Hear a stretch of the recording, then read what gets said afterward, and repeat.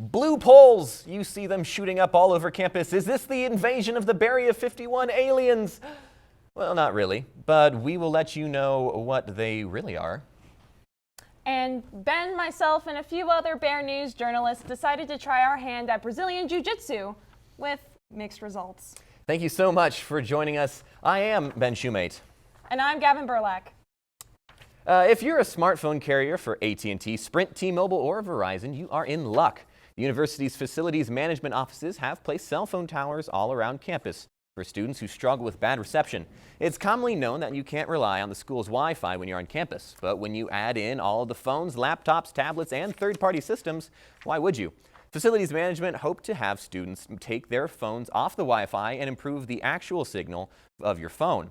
In turn, the Wi-Fi wouldn't be used as much and should run more smoothly for all those in the library who need it. Facilities management hope to have the cell phone towers working at full strength by the beginning of spring 2020 semester. For more information about the new cell towers, you can go to www.unc.edu/facilities. The University of Northern Colorado Board of Trustees encourages area voters to support Proposition CC on this fall's election ballot. The board took that action at its last meeting, but continues to encourage voters to support the measure, saying it would provide more than $100 million in new funding for higher education. UNC Board Chair Dick Monfort said the measure provides an opportunity for additional funding for higher ed, which universities and colleges in Colorado drastically need. UNC leaders emphasized that passing the measure wouldn't raise taxes, but rather allow the state to keep already collected tax money that otherwise would have gone back to taxpayers as refunds. Colorado's constitution currently requires collections that exceed the amount realized through increased population and inflation have to go back to the taxpayers. That has happened 9 times since voters approved the constitutional section called TABOR, or the Taxpayer Bill of Rights, in 1992. To keep that excess revenue, the state has to put it to a statewide vote to get permission each time. Proposition CC would permanently change TABOR and allow the state to keep excess revenues in the future without having to ask voters. All governing boards of colleges and universities, plus the K-12 boards of education throughout the state, support the measure. Opponents charge that the measure is actually a stealth tax increase and that it guts TABOR by permanently allowing the state to keep the extra money without having to ask voters. They also argue that without TABOR, governments have no incentive to be fiscally responsible. UNC offers plenty of ways to help you release all your stress from midterms, whether it's the library, the gym, or my personal favorite, the dining halls. Some UNC faculty and staff have come up with another way to stay active with your peers, and the Bear News crew wanted to try it out. Brazilian Jiu-Jitsu has been around for a long time. But only recently has it grappled the attention of UNC students. The Brazilian Jiu-Jitsu Club started on campus at the beginning of this semester. Students learn how to maneuver close encounters to their advantage through grappling, leverage, and the biggest part, ground fighting.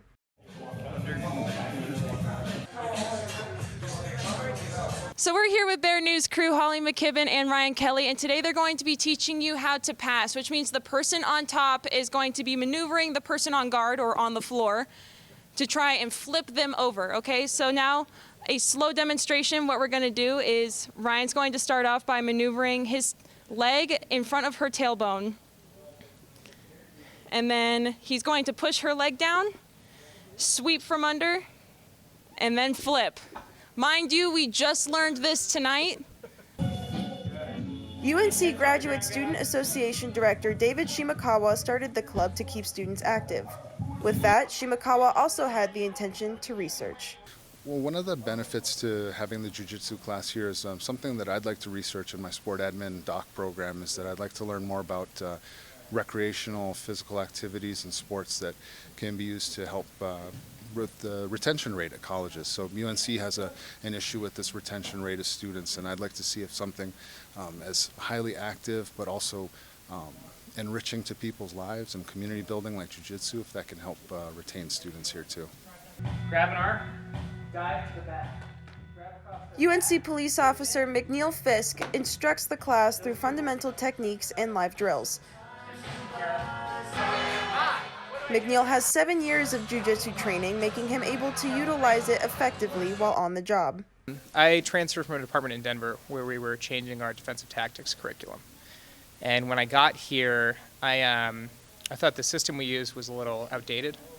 Not that it was bad, it was just there's better stuff available. And so I brought in jiu-jitsu, and now we have the guys do this about every 2 months. So we'll bring them out for 4 hours or 8 hours, and they'll go through a lot of the moves that we've done tonight. They'll learn how to escape from submissions, do guards, their passes, their sweeps, and whatnot. So. The class meets Mondays and Wednesdays in the wrestling room at the Butler Hancock Athletic Complex. It's free and open to all students, faculty, and staff on campus. Many have their reasons for attending, but biology major Mackenzie Smith likes to keep it simple. I have been looking to join like an extracurricular anyway, and it also makes me be more active and meet more people and get out of my comfort zone a little bit. While some see jiu-jitsu as a strict way of life, Shimakawa sees its potential to strengthen the campus community. That was, I have to say, the craziest class I've ever been to, personally. How did you think? It was interesting. Yeah. I really enjoyed filming it. It was a lot of fun to film. Oh. Being tackled to the ground was not my favorite part of it, but I'm sure you get used to that quickly. Oh, yes. McNeil actually did tell us that also they're going to be trying and doing competitions by the end of the semester, so hopefully we'll see where that goes. I will not be participating in the competition, just so you know. All right, homecoming festivities drew to a close last week, and it went out with a bit of a bang. And spook season is underway, and what better way to put you in the Halloween mood than with a lovely horror film? More on that after this.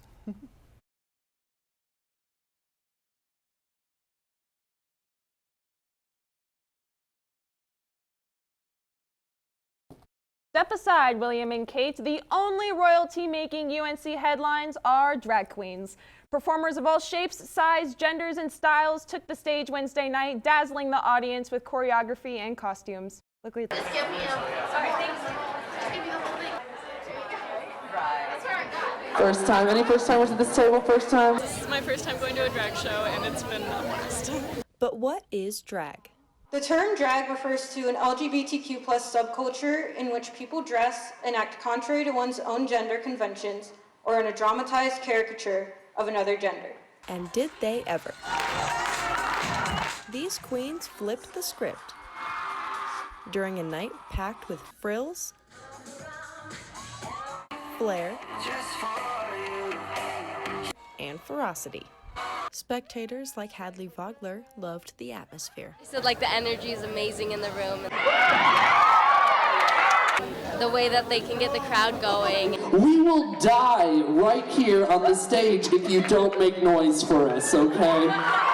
The show creates a sense of community through its Q&A sessions. Do we have any Ask-a-Lahores in the audience? And by featuring local performers. So I've been doing the drag show here in Greeley at the Patrick's Pub, and one of the performers there is one of the organizers for this show and invited me to perform.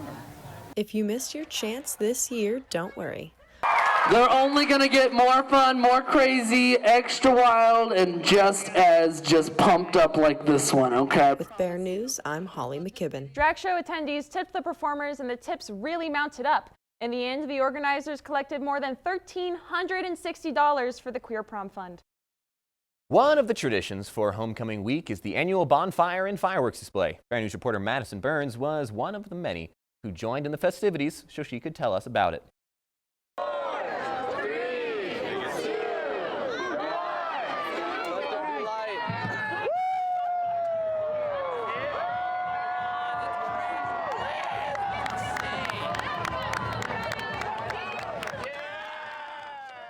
The lighting of the bonfire begins a night of celebration. The University of Northern Colorado's annual bonfire brings faculty and students together to celebrate homecoming. The bonfire and fireworks provide UNC students with a sense of community and the presence of good friends. Bonfire because it's a great social event. Band's always here playing great tunes and drumlines laying down beats, and it's just a good time.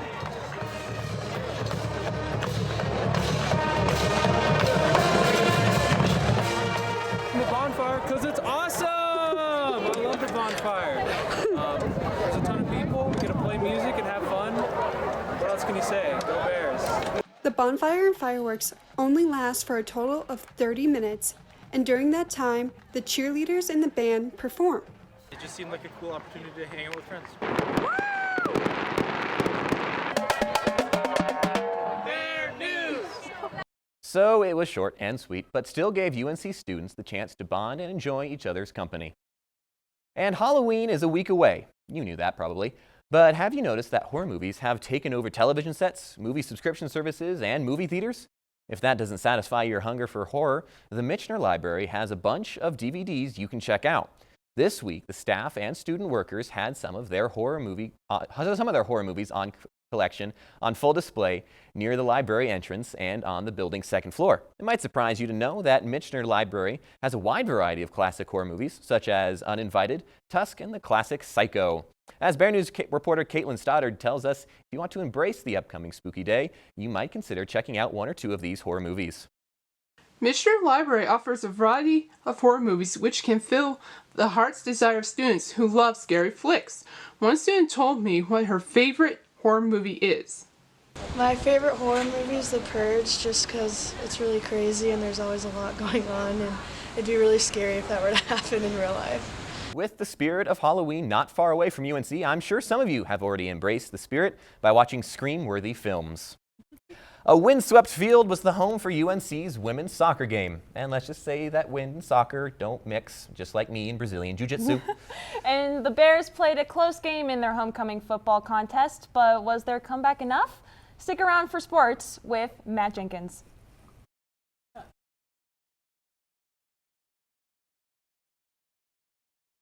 You know, soccer and win, they just don't mix very well. UNC soccer team proved that with mixed this weekend, and weather didn't really help. It was tight, but the Bears lost 1-0 to Sacramento State Sunday. The team played strong, but stronger wins in the second half made it difficult, and the Bears couldn't fight through the gusts enough to overcome Sac State's single goal in the first half. But there was some good news too. The loss didn't keep UNC from qualifying for the Big Sky Conference tournament for the 7th year in a row. UNC won the tournament in 2015 and came close in 2018. This year, the Bears in Jackson Stadium actually host the Big Sky tournament November 7th through the 10th. No telling yet where the Bears will land, but if you're feeling optimistic or just like good soccer, you can block out Sunday, November 10th at noon for the championship game, and you can watch it all on Pluto TV. 8 games into the Big Sky Conference, and UNC volleyball team is still undefeated. They spent the week on the road. They beat Sacramento State 3-1 last Thursday and swept Portland State University on Saturday. Coach Oates attributes their success to efficiency in keeping the team well coordinated without many errors. And by the way, 5 of the Bears' Big Sky games this season have been sweeps. That means more than half of their games never have even seen a 4th set, and they're still on the road. They face Northern Arizona in Flagstaff today at 7, but on Saturday you can support them at home against Southern Utah University.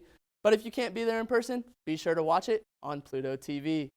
And homecoming meant for a heartbreak for the UNC Bears football team this weekend. In the end, the Bears lost their homecoming game, but they had hope for a moment in the second half, which is more than we can say most of the time.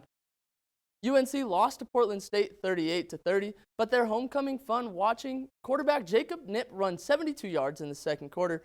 It was a high-scoring, high-yardage game, but ultimately the Bears turned the ball over all too often. And once again, head coach Ernest Collin attributes this loss to mistakes. But it's another 3 weeks until their next game, which gives them plenty of time to get better.